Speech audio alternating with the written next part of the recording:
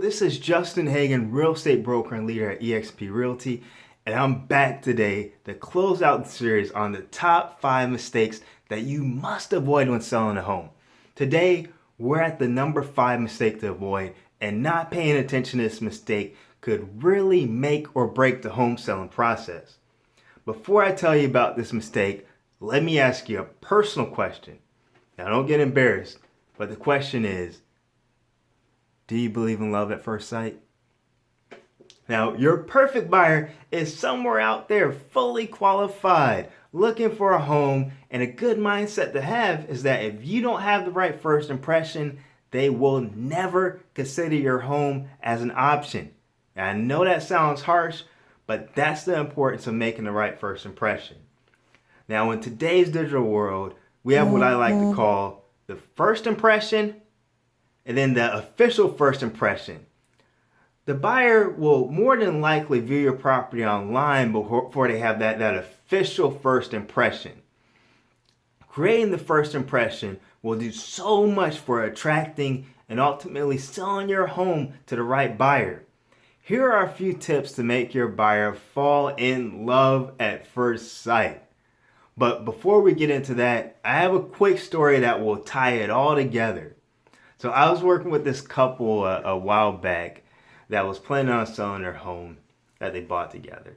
Now they wanted to buy a larger property. I worked with them to do these tips I'm about to tell you and a few others.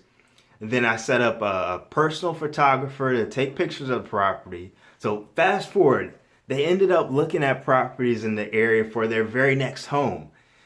And they saw that they favorited their own property before they even realized it because of how good the first impression turned out. The buyer that ultimately ended up buying the property, they really had to make them an offer they couldn't refuse because they started to see the potential in their own home after making a few simple changes. So some of the things that we ended up doing to create that great first impression were pressure wash the house.